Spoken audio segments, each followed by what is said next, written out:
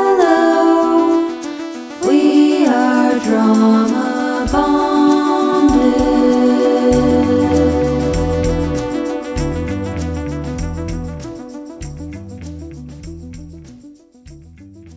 Welcome to our podcast. I'm Jess, I'm Mandy. and we are Drama Bonded, a podcast where we bond over the drama And trauma. in the Bachelor multiverse. And throughout Western pop culture. Hey, Hi, friend. how you doing today? I'm all right. How are you? Good. It's been a grumpy weekend. I don't really have a good reason why, but Yeah, it is snowing, which is pretty, but I'm also feeling a little off today. it's also like 16 degrees outside. It's a risk. But at least we're both kind of in a funk together, right? Yeah. Matching moods. Yeah. I like it. Maybe this podcast will better our spirits. Yeah. I mean, I guess on that note, we're going to start with a less fun topic. We have both listened to Chris Harrison's podcast, Well, the first episode. the first episode, the most dramatic podcast ever. Mm-hmm. It's a very dramatic name. Well, that was kind of his like tagline Right. for The Bachelor. But isn't that The Bachelor's tagline? Not No, his. It's his. he kind of like, well, because, you know, he was the host from the beginning of the show. Right. So I think that as the host, he probably came up with that phrase, and then it just kind of became like a running joke because every season can't be the most dramatic season ever. Well, I've got news. Zach promised us that this season has no drama. I know. All right. Okay. But anyway, we'll start with kind of dissecting Chris Harrison's podcast and the first episode and what we thought about it, especially as it relates to everything that went down with Rachel Lindsay and Matt James's season and Rachel Kirkconnell. and Rachel Lindsay. There are two Rachels in this story. Yeah, so just in case you didn't watch Matt James's season, a little update would be the woman that Matt James, the Bachelor, ended his season with, Rachel Kirkconnell. Kind of mid-season, it came out that in 2018, she went to a Southern Antebellum party in college. And antebellum, for anybody who doesn't know, basically is a glorification of pre-Civil War times in the South. So plantation, slavery. And the problem with those parties is when you think about it, where do Black people fit into those parties? They are not white people dressed up in fancy clothes. They would be slaves. So really problematic behavior, whether she realized it or not. She didn't, but not great. Yeah, and so the Chris Harrison thing comes up when Rachel Lindsay had Chris Harrison as an interview guest during Matt James's season when all of this came out, and she was just asking him questions like, what do you think about Rachel Kirkconnell and the fact that she hasn't come out and addressed all of this news that is coming out about her? Right. And Chris Harrison's response to that was to say that we owe Rachel Kirkconnell grace and really went to bat for her and then got heated with Rachel Lindsay, Yeah. who I have to say is a Black woman. And Chris Harrison basically said, who are you to decide what is racist? Yeah, And I'm not laughing and- because that's funny. I'm laughing because like that, I just cannot imagine, looking a Black person in the face as a white human and saying, who are you to tell me what's racist? Like, Yeah, and he also had a lot of kind of aggressive language around the woke police, and I rewatched the interview today, and he talks about what was okay in 2018 versus 2021, which I think is a really inappropriate way to look at right. societal progress. Because at the end of the day, in 2018, it was still wrong. And Black women and Black people have been championing this cause since they got brought over here as slaves. So like, yeah, even though we weren't at the heightened sense of things politically that we were in 2021 versus 2018, wrong is wrong. And it's just as wrong in 2018 as it is right now, as it would have been 20 years ago. Like, it just doesn't matter. The timeline is irrelevant. Yeah, and so I felt like the fact that he kept bringing that up as a relevant point was not very constructive or helpful to the conversation. Right. Because in a way, what he's saying is like justifying that, like, oh, yeah, this was okay in 2018. Just because we view things differently now doesn't mean that she was wrong to do it in 2018. And it's like, no, the party in and of itself should just not be appropriate ever. yeah, that party was inappropriate from the very get-go, like, forever. Slavery's not cool. Racism's not cool. So Chris has this really heated interview, apologizes, though not very well. And I want to point out that the apology was posted to Instagram and has since been deleted. And he decided that he wanted to be able to speak his piece and decided that this, taking the first couple episodes of his podcast, which I think is going to maybe be about dating and relationships. Yeah, I think it's going to be a relationship podcast. To talk about his viewpoint about this whole situation. And it is not a good look. I will say, I think it is a masterclass in how to not take accountability and how not to handle these types of situations. Yeah, and I will admit I went into the podcast with an open mind. Like, I really didn't know how he was going to approach addressing what happened between him and the Bachelor franchise. So I went into it open-minded. I wanted Chris to prove me wrong. I wanted Chris to have learned from this experience and taken accountability from this experience and show some sort of personal growth. But I will admit that all in all, it kind of came across as I questioned if he actually was sorry. So his apology that was written, in 2021 kind of came across as a polite obligation. Right. Like, professionally, he had to do this to maintain face. And the thing is it came across as, I am apologizing for making you feel this way, but I stand by what I said. Yeah. So I apologize that you feel bad, but I'm not sorry for my words and the way that they were delivered. And I guess he did say, like, I apologize for the way it came across. I apologize for the way that people are interpreting it. But it's like, no, you just need to take accountability for the bigger picture of this conversation. Right. I think for me, that was really shocking. Kimberly Crenshaw, who is a lawyer who coined the term intersectionality, has a podcast called Intersectionality Matters. And I can't remember, it's episode 4, but she brings on a couple people to talk about the anatomy of an apology. And part of a successful apology is knowing the lines that were crossed and what you did wrong.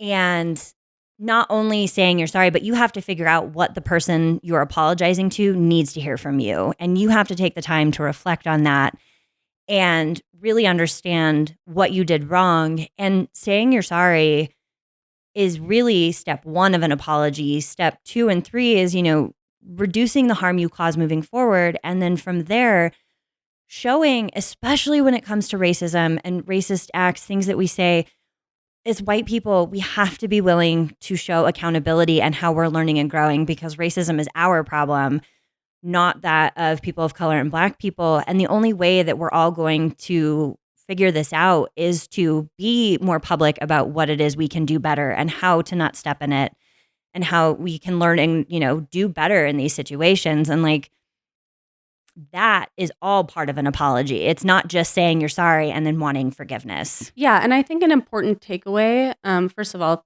thank you for sharing that. I love that. But I also think an important takeaway is the issue isn't stepping in it. The issue is what you do after you step in it. Yes, because we're all going to step in it. Because we live in a society and a world that has propped up white people and made it very easy for us to live in this world. It is unavoidable. You will say something or do something racist. It sucks, but it's part of how things are. Exactly. What do you do next? Yeah, and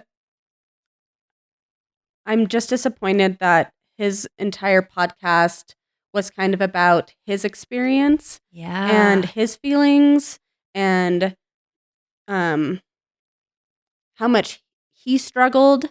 And it was kind of missing the mark and not addressing what he impacted others to feel and experience based on his reaction to something. Yeah. And also how that impacts the Bachelor franchise and what, does the franchise align themselves to what Chris Harrison said? Do they not? How does that impact the viewer's relationship with the show? How does that impact who applies to go on the show? It was so much bigger than just Chris Harrison and Rachel Lindsay's conversation. It's about what does the show do next? Well, it's accountability on all parts. And like what's so frustrating about Chris's podcast was, he teases this idea of cancel culture, which I'm here to say cancel culture doesn't exist. However, there are consequences to actions. And I think Chris found himself really surprised that actions had consequences. And, if anybody says or does something inappropriate at their job to that level, you're probably getting fired. Like, that's just the way that goes. You're not a good fit culturally for this business anymore, for, what's going on. And so, yeah, I don't really know also what Chris expected ABC and The Bachelor to do after all of that, and good that we've got larger public outcry that we're not going to tolerate people saying and doing racist things. This should have been happening so much longer ago. And it really is devastating that it took the murder of a Black man and riots in the street to get people to understand how important it is that we listen to Black people. Yeah, and be having these conversations. Yeah. And understanding that we don't know what it feels like to be racially profiled. So when when Rachel Lindsay is talking about this, you listen. And he didn't. No. And he's still not listening, and that's pretty clear. So if we can save you from, roughly 2 hours of him waxing poetic about how bad he feels and how much weight he lost and how many celebrities secretly backed him up. Also, were you surprised at the beginning how he was like, people in Hollywood should be nervous? Like, he held power in what he was about to say. It kind of seemed... Oh, I felt like he was implying that people should be nervous because everybody is so a lot quicker to call people out on their bullshit. Was that? Oh, I felt like he was saying people should be nervous because of the tea he was about to spill. Oh, interesting. We got very different takes from that. We did. That's all right, though. Be Also, we honest- could both be right and we could both be wrong. Yeah, but you know what I'm not going to do? We should both just be right. I'm not going to go re-listen because, oh my God. Don't re-listen. I Jess would re-listen too. I had to stop myself from taking pages and pages of notes. I finally put the podcast on 1.5 speed and swore on Indiana's life that I would stop pausing and having responses to it because it was taking me way too long to get through the podcast because it was the most maddening thing to listen to. Yeah, don't re-listen to it. Not worth your time and energy. We did, so you don't have to.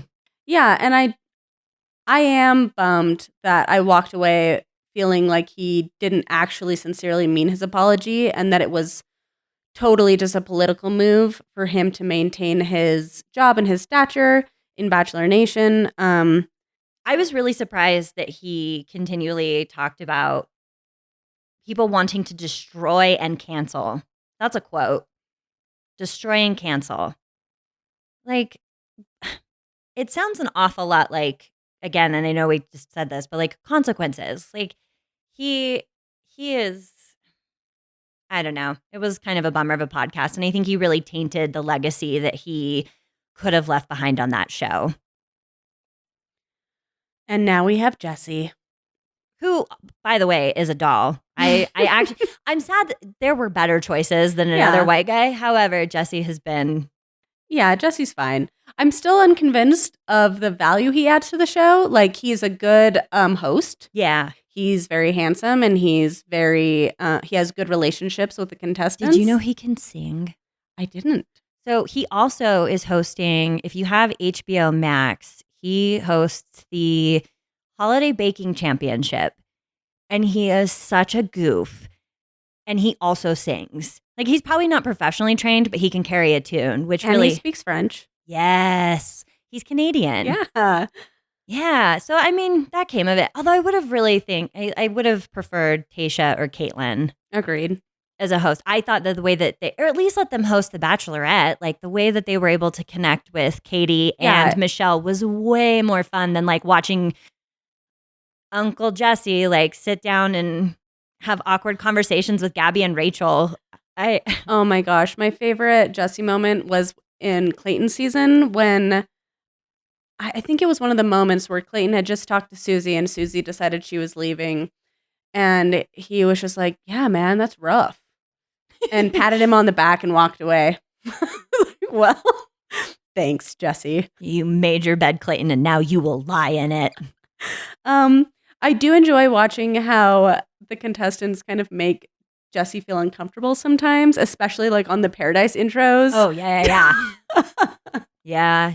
Jesse rolls with it, though. Yeah, he's a good sport. He was. Was it last season that we got like David Spade?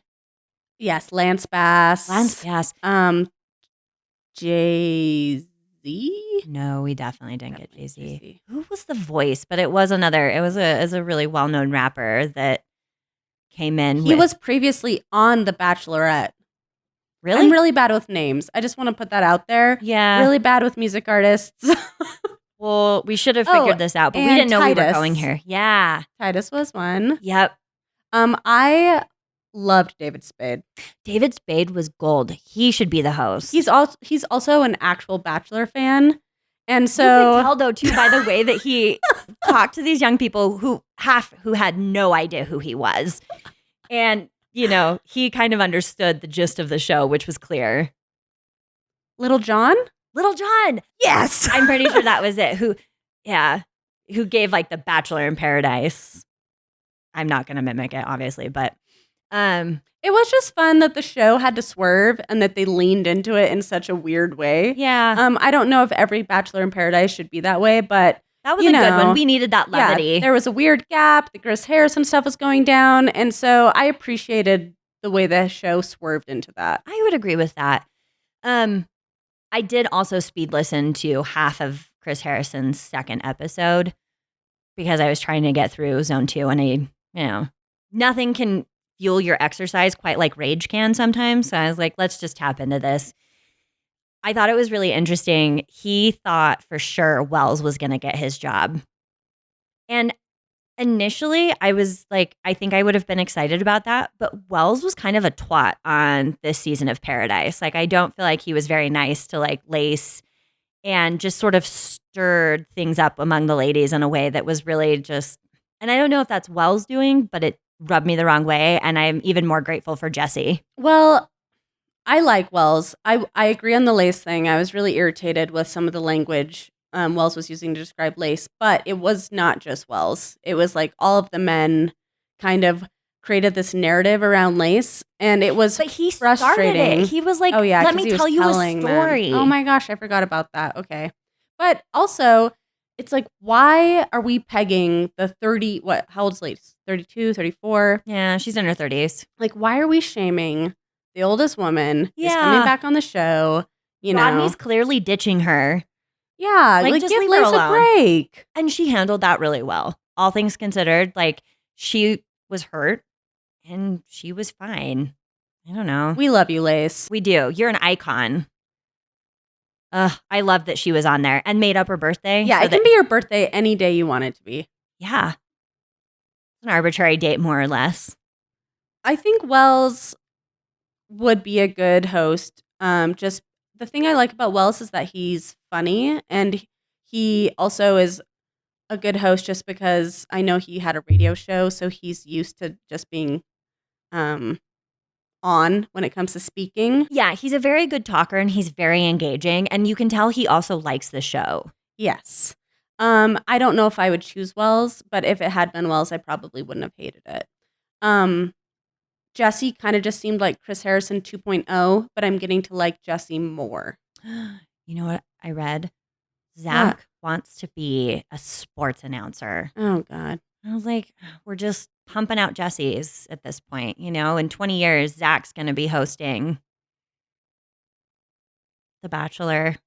I know you don't like Nick Viall, but I think Nick would be an interesting host because of all of the relationship work he does on his podcast.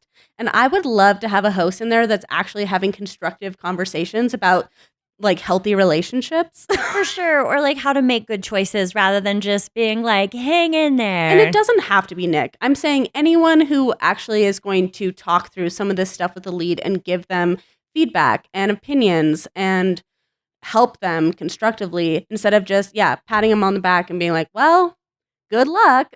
You have some hard decisions ahead. Yeah, I think that could be a really interesting angle that would benefit the show. Yeah. I think Nick actually would probably I think he would be good at that.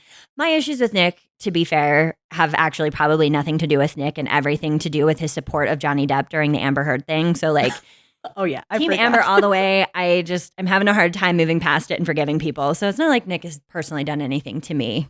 He's fine. Just my own issues. But like, I think especially his involvement in The Bachelor, I like his perspectives on things because he's been on the show officially, 4 times? Mhm. 2 seasons of The Bachelorette, season 3 of Paradise, and then his own season of The Bachelor. He's got a really strong sense, too, of how production works, how the show works, and I think probably would be somebody that could guide the leads far better than any of these random people that they could choose. And Nick also isn't afraid to call people out. Mm-hmm. And I think sometimes it would be nice for the leads to get called out. Yeah, that would be much more engaging television, too, right? Rather than having, because was it last, I don't know, you've talked to me about this before, and I'm starting to see it more where you end up just not liking the lead.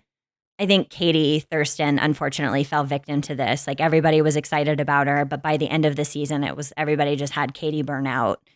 And if there were hosts that could, maybe a little bit better guide the leads, maybe we wouldn't end up disliking leads so much. Clayton could have used some of that, too.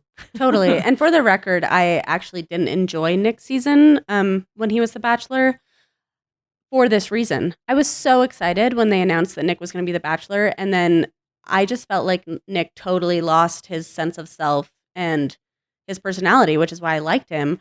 And so it's not, we can like these people in the show, but when they become leads, it's almost like they get muted, and it's more so about the people they're dating than it is about them.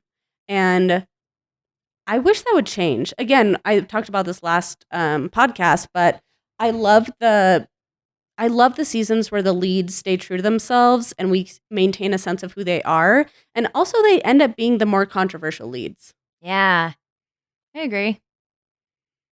Well, I don't know. It seems like we've got Jesse for a while. He's fine. Chris Harrison's out of the picture, except he's going to be doing his thing in the corner. I'm not going to listen. Oh, me neither. Absolutely not. I could barely, even at 1.5 speed, I think it like knocked the episodes down to maybe like 20 minutes. Too much. We just wanted you to take more accountability, Chris. Yeah.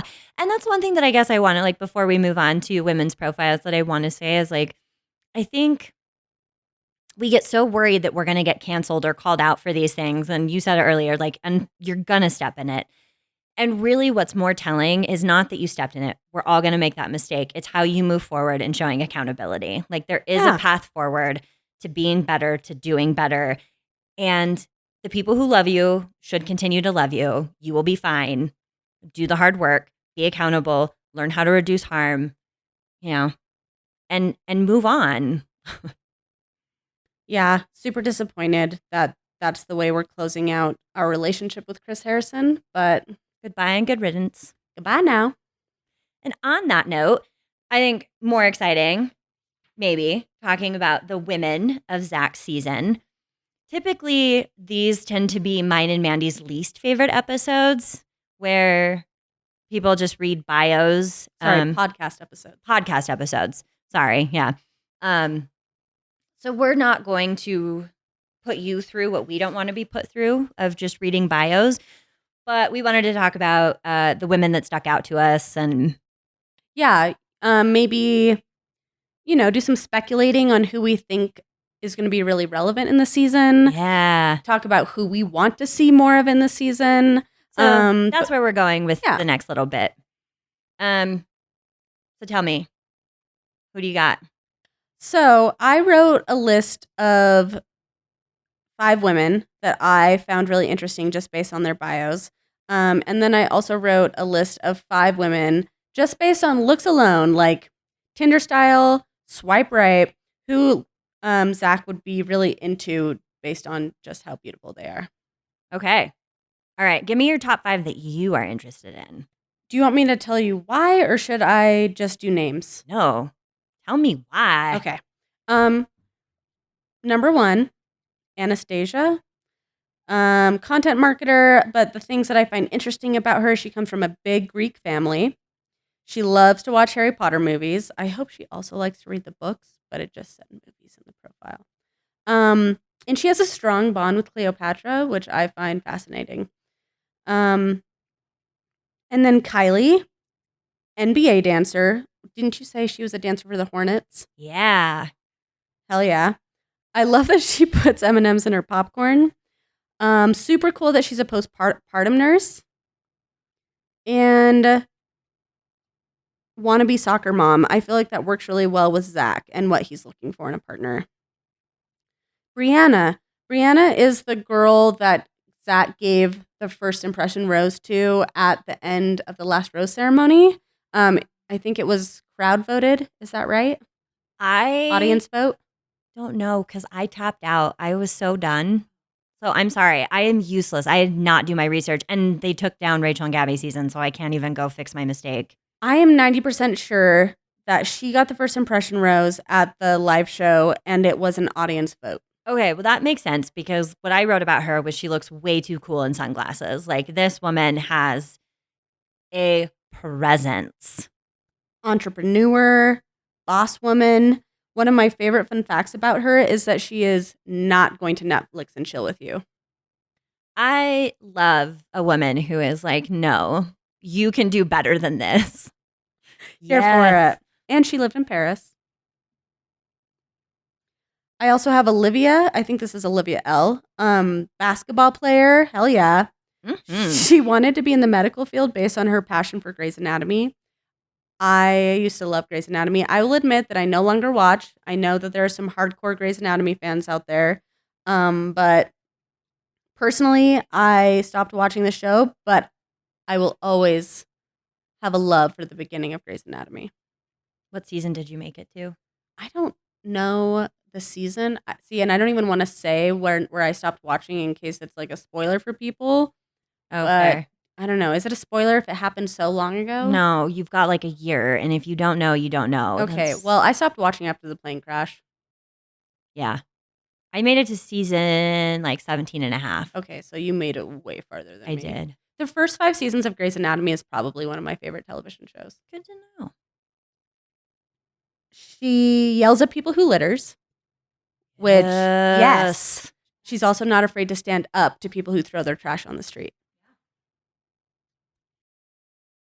Yeah, don't fucking litter. My rando is Olivia M. She's a stylist. Love it. Loves carbs. I will admit that's kind of why I picked her. And she can make a dolphin sound. All of those are random, but I'm excited to see what she wears because she's a stylist and super into fashion. I just kind of appreciate somebody admitting to loving carbs because I feel like all the food challenges that happen, people are like, I'm on a ketogenic diet and I haven't eaten carbs in 30 years. And it's like, you're 24. But so it's good to just own that. You can trust a person who eats carbs. There was another contestant, I don't remember her name, but she listed on Fun Facts that she could live on breakfast pastries. Same. In fact, I have to work really hard not to because I'm pretty sure I could. Jess, do you want to tell us your top 5? Yeah. So I took a different approach than Mandy. I sat down. I follow an account on Instagram called Bachelor Data, which speaks to the nerd in me because she goes through and talks about keywords, like who's the outcome of like first impression roses, how long engagements have lasted, all sorts of really fun stuff. So if you just want to Bachelor stats. yeah, if you want to see the Bachelor stats, this is the place. But she is also really phenomenal. I should know her name. I only know her as Bachelor Data. Sorry. So I went through. She lists all of the profiles for all the girls on Instagram. So I went through and clicked on each Instagram profile and kind of wrote down my first impressions. And this is why I'm doing a podcast about The Bachelor with Jess. Yeah, like I don't mind giving 2.5 hours of my night to this. It was great. You're so hardcore. I didn't think it was going to take that long, but then once I was doing it, I was like, well, here we are. So my top 5, I've got Charity, who is so smart, stunning, and she's got a lot of incredible social justice stuff. And I think that that's really cool because that really sticks out to me. I think a lot of these contestants kind of go on trying to be apolitical, or if we're being honest, they're probably all Republican. So love to see that when it comes up. She's also a therapist. Yeah, a children's therapist. Love that. Yeah, she's brilliant. I'm excited for her. I'm fingers crossed she goes far. Davia, I think that's probably how you'd pronounce that. I mean, again, I am going to go with this because I was shocked. She had a lot of Black Lives Matter stuff on there. And anytime somebody on this show wants to talk politics, especially in that direction, I'm going to be here for it. I've got Lekka. She was so funny to me. She loves Miami so much. And I've never been, but our coach Juan also really loves Miami. So I feel like that bodes well. I'm like, if you also love Miami, you're probably... Miami is a vibe. Yeah, so I can see that. She was in private banking and decided to leave that, and now she models.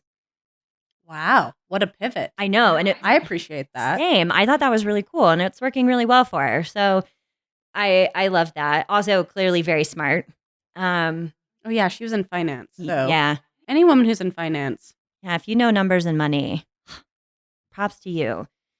I also chose, I didn't write initials. It's probably Olivia L. Is it blonde or black hair? She wears sneakers. L. Because her and I have the same pair of Jordans. She's a sneakerhead too.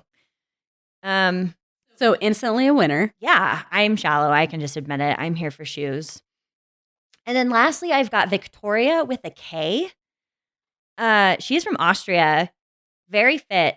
And the thing about her Instagram that really stuck out to me in a hilarious way is she is super into charcuterie. Like, you guys really into it. So if you need some inspiration, go there. And it's beautiful. And then I got sucked into it. I guess I'm probably also into charcuterie, but it's a lot of work and she does a good job with it. So it is kind of an art form. It is. Like, to make it look as nice as hers threw, mine never looked like that. It looks like I threw meat and fruit on a cutting board and called it a day. And like, hers is very well designed and like you can't see the cutting board. And have like map out very curated flavor profiles. Yeah. And textures. And I don't even know what kind of cheese I'm buying half the time, let alone like if it goes with what I'm serving. Just cheese. Yeah, I respect that. So that was, I don't know. There were some fun people. I'm excited for these women. I also now want cheese. Same. I mean, we eat food. We can do that after. So the 5 women that I thought Zach would be into based on looks alone. I love that you did this, by the way. Let's hear it.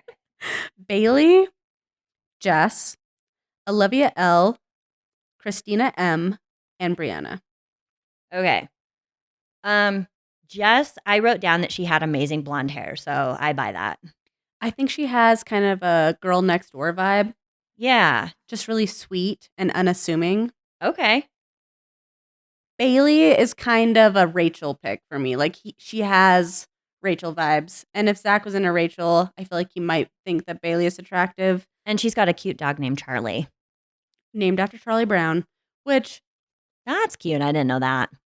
I do think... I mean, Charlie Brown is a very depressed character. So I think it's an interesting pick for a dog name. Especially a golden doodle who you know is not depressed. Yeah, super happy, super peppy.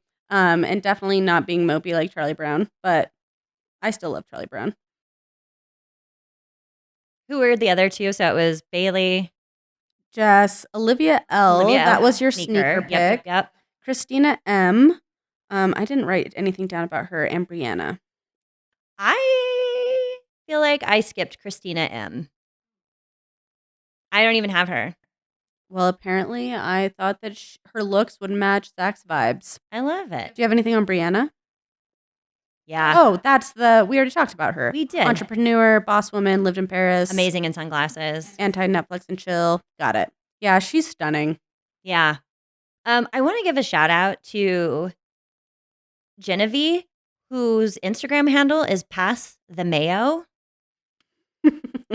which I also felt like was kind of an oddball Instagram handle because so many of these, and no judgment, you hustle, ladies, however you need to hustle, but it just felt like against the grain of like the typical beautiful Instagram model trying to make her way as an influencer. And yeah, she's just really putting it out there. Yeah.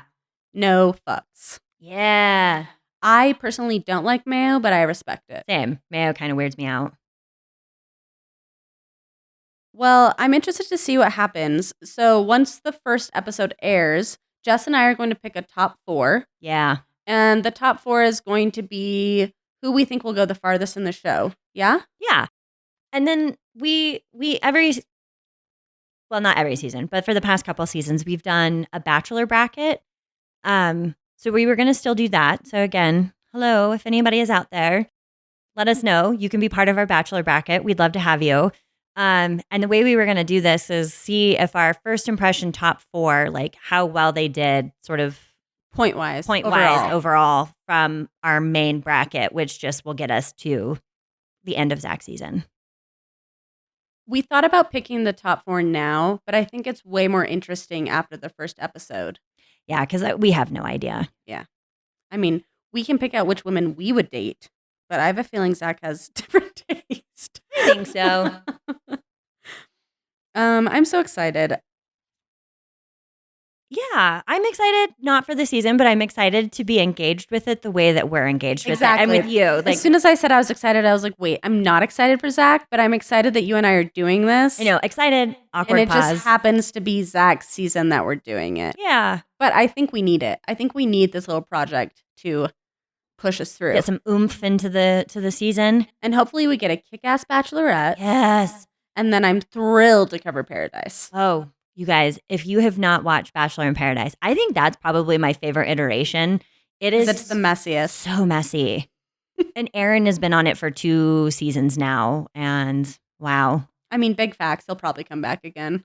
I don't know how I feel about it at this point, but he has been very good. Good television. He is good television. I mean, I was really bummed that his friend James didn't find anyone because supposedly James is like a really monogamous, sweet, thoughtful guy. And he has just been like 0 for 2. I know. You and I, when we went to the Bachelor Live, he was the Bachelor. Yeah. And I thought he was great. I'm also great. really surprised that he has not done better.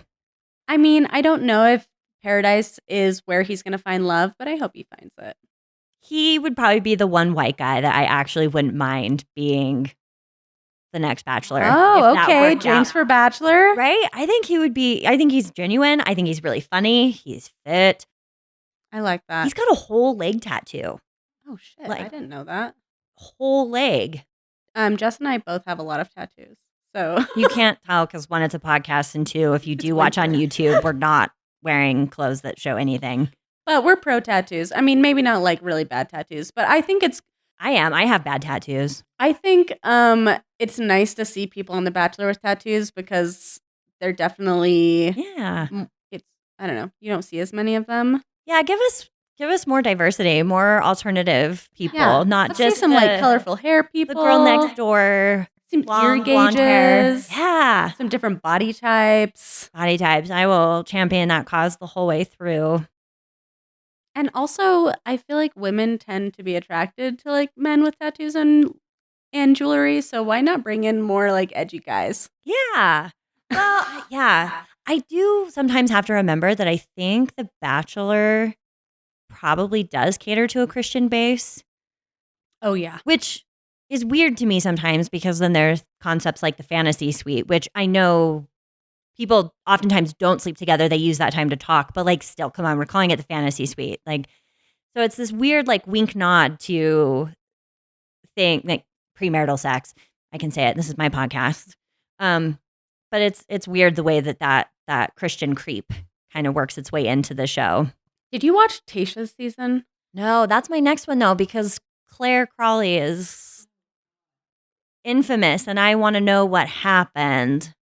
Well, I was just going to bring up that Tayshia was more religious, Yeah. and one of her top contestants, Ivan, was not, and they had conversations around that. And I think that we need more conversations like that on the show, because your morals, your religious beliefs, all of that is going to impact your relationship so much. I'm actually really shocked at the things, yeah, you're right, that people don't talk about in this, like religion being a very Right? big one. Like, Also, let's where are talk- you going to live? Let's talk about spirituality. Let's talk about, your credit score. Let's talk about, what do you prioritize in your life that might be problematic if you shared your life with someone else? How much debt do you have? That's totally fair. What time do you go to bed? Oh, that's a big one. Are you somebody who likes to go out or somebody who... Yeah, where do you want to live? Yeah, I think that matters. I mean, I think that's really... I mean, Kendall and my girl Kendall, Grocery Store Joe didn't make it because neither one of them were willing to relocate for the other. And now Joe has relocated for Serena. Kendall lives in Germany. So, and also she's happily engaged to a very attractive guy. For sure. But yeah, I think that it's weird that this show doesn't talk about the bigger things. Like, you expect people to get engaged by the end, then we should sit down and hear some of these bigger conversations. Maybe they're having them in the fantasy suites, but damn if I don't want to hear them. Yeah, and I want to hear somebody be like, I am $30,000 in debt, my credit score sucks, and it be the lead's top choice. And I might want to change careers. Yeah. Come on. Give me the good stuff. What's going on in these people's lives? Yeah, The Bachelor should definitely incorporate more of that because it would make it more realistic. Yeah. Like, are these people going to make it? We don't know. We don't hear these hard conversations. So here are our tips. We need more alternative people. We need more diverse bodies. We want more real conversations about real life things. We want a woman to host The Bachelorette. Yeah. Okay, ABC. You heard it here first. I just want to close this podcast by saying we got so much support and I don't know, people just being excited that we're starting this project. Yeah, it's been so sweet. Yeah, we put it out on Instagram and we had so many family and friends just be excited for us and say that they were going to listen in. So, first of all, thank you. And second of all, we hope you enjoy listening. And if you have any feedback, we would love to hear it. Also, if you want to join our bracket, you can reach us at dramabonded@gmail.com. Yep, that's it. Drama is spelled DRAUMA, bonded@gmail.com. Email us. But really, our ulterior motive is for the feedback. Are you even listening? Hello. Yeah, tell us. We just want to know. But actually, genuinely, feedback would be really good. We recognize that this is our first time through and we have so much to learn. And so we're really open to what people have to say, what people think. If there are things you want us to talk about, we're really open to it. We want to keep doing this. Mandy and I have a lot of fun together. And I'll be honest, I was a little apprehensive about talking about the Chris Harrison topic because I realized it's probably slightly polarizing. But also, this is just who Jess and I are, and I want to bring in our authentic viewpoints and thoughts and feelings about these harder topics into the Bachelor multiverse. So I'm really proud of us for, bringing this topic to the table and sharing our feelings on it. And I would love to hear other people's feelings about it. And also, we plan on doing that in the future. We're not going to be shy about calling things out and addressing harder topics. But also, this is for fun. We want to have a bunch of fun, even when we have to talk about harder things. And I think that that's really important for us to kind of find that balance between addressing things that other people might not be addressing, but also just embracing the fact that we're doing a podcast about a reality TV right, show. This is still The Bachelor. But I think that even the Chris Harrison thing really does highlight why I like to look at reality TV through a lens of intersectionality or other Black feminist ideals, because it does give kind of a raw insight into Chris Harrison is not the only person that thinks the way he's thinking. Chris Harrison does have a lot of support. And it's what I think it is important to be able to see that happen in real time and talk about it, because that is the only way that we're going to move forward, is to continually have conversations that may be really uncomfortable. So, reality TV, for all of its flaws, also can provide a really great jumping board to having conversations we might not have otherwise. So, Also, I just want to say, after rewatching that interview, Rachel Lindsay handled herself so flawlessly. So hashtag Team Rachel Lindsay. forever and always. All right. Well, The Bachelor starts tomorrow, and we'll be with you guys later this week, probably Thursday, but don't quote me, to talk about the first episode. Yeah, we are going to try to figure out our release date so that it's consistent every week. So this week will kind of be a trial to see how that works. Yeah. But once we commit to a date and we know it works, we're going to hold ourselves to it. You can count on us. Might not be till Thursday, but every Thursday. Every Thursday. Thank you guys so much. Thank you. Bye. Bye. Drama Bonded is produced and hosted by Jessica Brumbaugh and Mandy Booth. Our production manager and editor is Solomon Brumbaugh. Our theme music is by Joe Waters. You can find more of his music streaming on the EP Jupiter Daywatch. Music vocals by Mandy Booth. Graphic designer is Pigeon House. Special thanks to everybody who has downloaded and listened to us. We are so, so grateful for your support. Thank you.